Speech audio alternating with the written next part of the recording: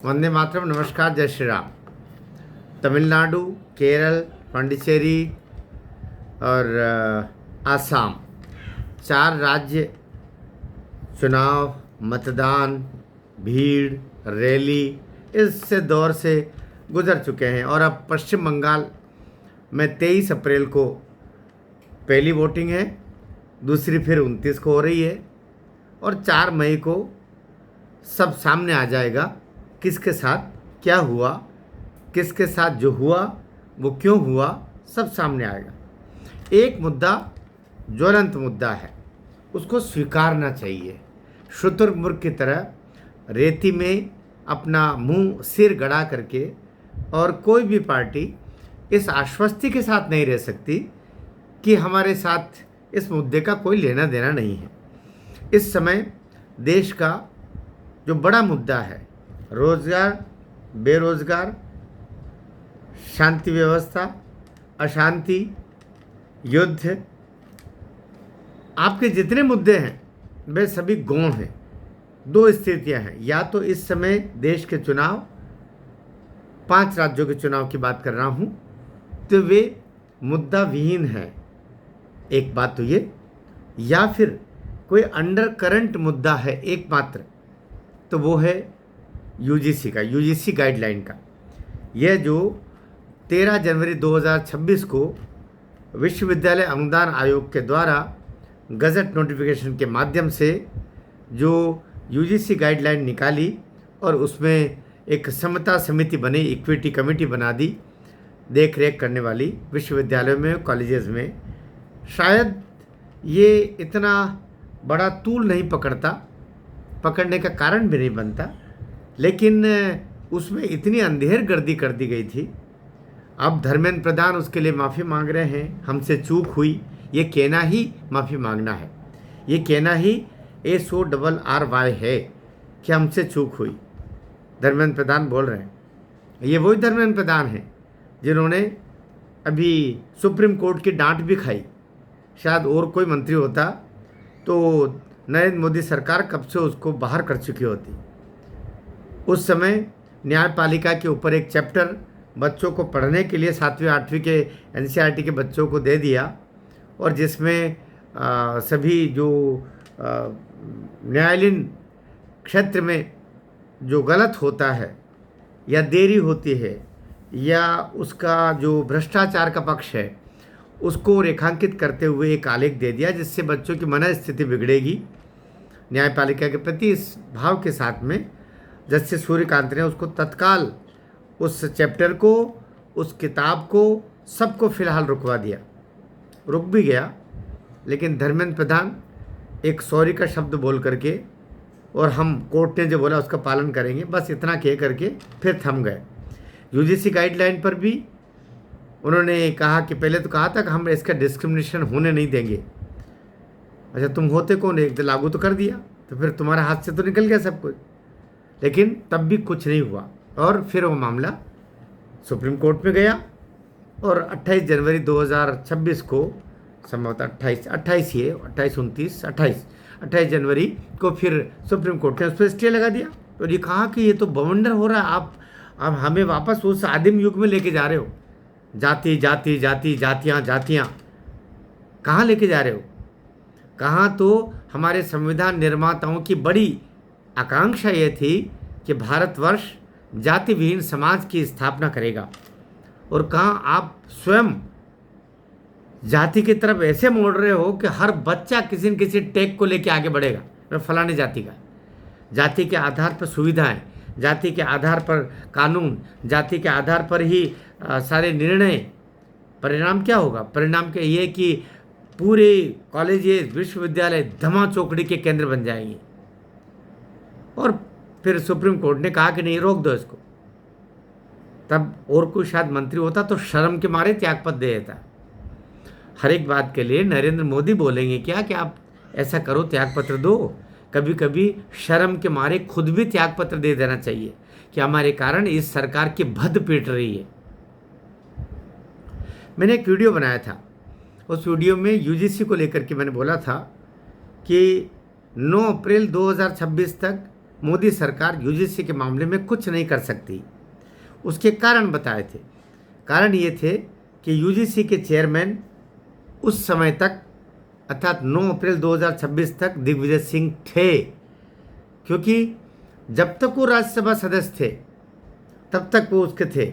जिस दिन उसकी राज्यसभा की जो कार्यावधि है 9 अप्रैल को समाप्त हुई और उसके बाद में ही 10 अप्रैल को जो उसके सेक्रेटरी है यूजीसी के प्रोफेसर मनीष जोशी, उनको हटाने का सवेरे 9 बजे आदेश निकला 10 अप्रैल को। मेरे वीडियो को आप पुराने वीडियो को देख लीजिएगा।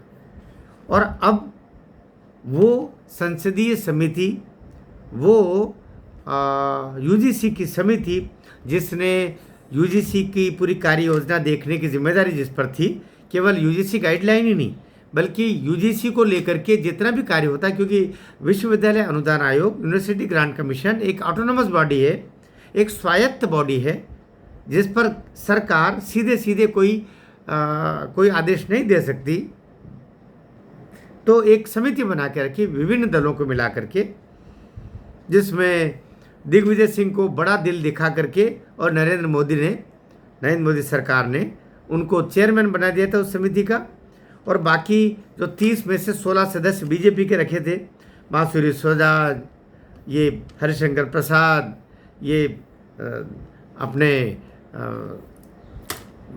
बिहार के बड़े अच्छे बहुत पढ़े लिखे, फहरिस्त बताने में समय लग जाएगा, उन सबको बनाया कि भाई ये सब देख रेख करेंगे।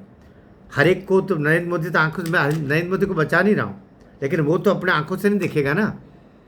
अब बच्चों के कामों को लेकर के जो, लेकिन ये बाउंडर हो गया। लोगों ने कहा कि सरकार को तत्काल वापस लेना चाहिए। तत्काल वापस ले भी सकती थी, जैसे किसान कानून था, वो संसद के द्वारा पारित कानून थे, याद रखिएगा। संसद के द्वारा पारित कानून पर अगर कोई सुप्रीम कोर्ट में विवाद होता या सुप्रीम कोर्ट का स्टे होता तो भारत सरकार, केंद्र सरकार उसको विड्रॉ कराने के लिए जाती। जैसे अंततः 1 साल तक रगड़ भगड़ होने के बाद में मोदी सरकार ने 3 किसान कानून वापस लिए। यहाँ के मामले में इसलिए नहीं कि जब तक संसदीय समिति वापस यह न कहे कि वापस ले लो, तब तक मोदी सरकार क्या करती। और संसदीय समिति जो यूजीसी की थी उसके चेयरमैन कौन थे 9 अप्रैल 2026 तक? दिग्विजय सिंह। तो दिग्विजय सिंह का कार्यकाल खत्म होने के बाद अब वो समिति डिसॉल्व हो गई है, ख़त्म हो गई है। तो 10 अप्रैल को मनीष जोशी को हटाया और अब भारत सरकार एक्शन मोड में है। अब वो समिति नहीं है, अब न बांसुरी बजेगी, न हरिशंकर प्रसाद का कोई मामला है, रविशंकर प्रसाद का कोई मामला है, न जितने बाकी के 16 सांसद महोदय, बड़े बड़े विद्वान सांसद महोदय थे भाजपा के, जिन्होंने उस पर चिड़िया बिठाई होगी, इसलिए उसका नाम ही चिड़िया बिठाना है। लेकिन अब हम बात कर रहे हैं, अब जो करेगी भारत सरकार करेगी। उस पर अभी हियरिंग भी 15 अप्रैल को थी, लेकिन आगे बढ़ी है, कोई नई तारीख आ जाएगी, वो बड़ी बात नहीं है, वो तो सरकार उसको विड्रॉ करेगी। जैसे सरकार के 2 वक्तव्यों से साफ हो रहा है कि हमसे चूक हो गई, हमसे गलती हुई है। ये धर्मेंद्र प्रधान बोल रहे हैं, ये मुझे शर्म आ रही है अब तो, सही कहें तो। ये धर्मेंद्र प्रधान ही जिसके लिए कहा जाता है कि ये भाजपा के राष्ट्रीय अध्यक्ष बनने वाले थे, वहाँ से नाम कटा। ये उड़ीसा के से बिलोंग करते हैं, उड़ीसा के, इनको मुख्यमंत्री बनाया जाने का भी था, लेकिन मोदी जी ने इनको ठीक नहीं समझा होगा, तो शायद कहीं तो खुन्नस थी। तो अभी ये वहाँ पर इस समय जब यूजीसी गाइडलाइन को पहले ही आग लगी हुई है हिंदू समाज में, हिंदू समाज को बांटने में कोई कसर नहीं छोड़ी ऐसी एक यूजीसी गाइडलाइन ने, के इस प्रकरण ने, तो वहाँ पर उन्होंने वहाँ पर SC ST OBC के नाम पर उड़ीसा में फिर अभी आरक्षण बनाने का काम किया और फिर लोगों को और चिढ़ाया, सामान्य वर्ग को, सवर्ण वर्ग को खास तौर से। क्या कर रहा है भंदा भैया, क्या चाहता है धर्मेंद्र भाई, क्या चाहते हो? एक धर्मेंद्र जो था वो तो संसार से चला गया फिल्मों का, आप क्यों तकलीफ दे रहे हो भाजपा को? भाजपा ने आपको क्या बिगाड़ा है? कितना नाम दिया आपको शिक्षा मंत्री बनाया, बड़े महत्वपूर्ण पदों पर भाजपा ने रखा, उसके जड़ों में मट्ठा क्यों डाल रहे हो भाई? मोदी जी के तुमको तो कोई जानता नहीं, ये सारी लानत मलानत किसको पड़ रही है? भारतीय जनता पार्टी को पड़ रही है, नरेंद्र मोदी जी को पड़ रही है। मुझे बहुत दुख है इस बात का। अब बात आती है कि अब क्या होगा। 4 प्रांतों के तो चुनाव लगभग हो गए। सामान्य वर्ग के अंदर आहत है, इसमें कोई दो मत नहीं। जब तक सामान्य वर्ग के व्यक्ति या कि सवर्ण तबका अर्थात ब्राह्मण, क्षत्रिय, वैश्य, कायस्थ, भूमिहार वगैरह वगैरह, उसमें सब आ गए, है ना। उसमें आपके महाजन समाज भी आ गया, उसमें पटेल भी आ गए, क्योंकि पटेल कहीं के आदिवासी है, कहीं वो ओबीसी है, कहीं वो सामान्य है। पटेल सरनेम की बात कह रहा हूँ मैं, तो अलग मामला हो गया। तो अभी अंडर करंट तो है, अंडर करंट तो, और ये अगर अभी 23 अप्रैल पश्चिम बंगाल के चुनाव है, 29 को है, और आखिर सीएम योगी आदित्यनाथ वही उसी मुद्दे पर हिंदू समाज को जागृत कर रहे हैं, वही बटेंगे तो कटेंगे इसी मुद्दे पर जा रहे हैं ना। लेकिन आपने उनके नारे को कुंद तो करवा दिया। एक यूजीसी गाइडलाइन ने योगी आदित्यनाथ के वो जो गजब का नारा है, बटेंगे तो कटेंगे, आपने उस पर कुंद तो करवा दिया, उसको जरा भोथरा तो करवा दिया। ये जिसने किया है ना, मैं कहता हूँ कि वो व्यक्ति शापित हो जाएगा। पूरा 11-12 वर्षों का भारतीय जनता पार्टी का ही नहीं, सनातन का जो उत्थान और जो वेग चल रहा था, आपकी यूजीसी गाइडलाइन ने उसमें कुठाराघात किया है।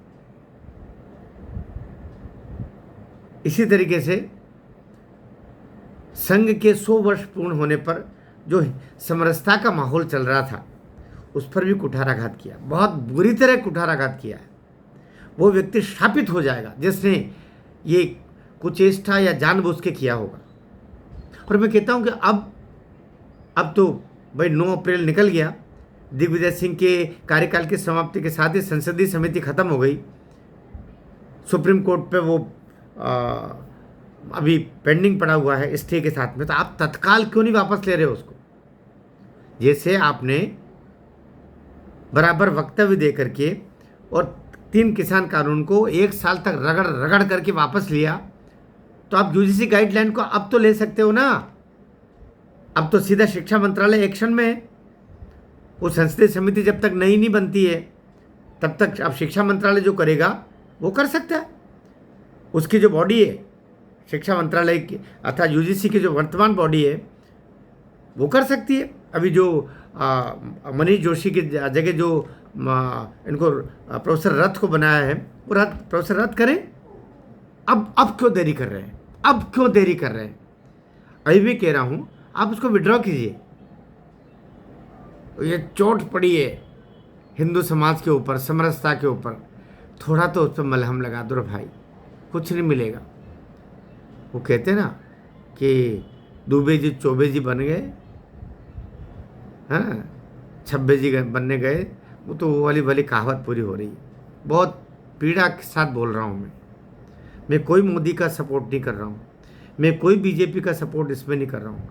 जो निरक्षीर बुद्धि से बोल रहा हूँ, हिंदू समाज पे चोट पहुँची है, समरसता पर चोट पहुँची है। इसको जितना जल्दी ठीक कर लें आप, उतने ही फायदे में रहेंगे। नुकसान तो आपको जो करना था आप वो कर गुजरे हो। कुछ चीज़ें इस चुनाव में प्रकट होंगी। आपने हिंदू की वेगवती बढ़ती हुई धारा को प्रहार किया है, इससे लोग क्षमा के योग्य नहीं है। भारत माता की जय।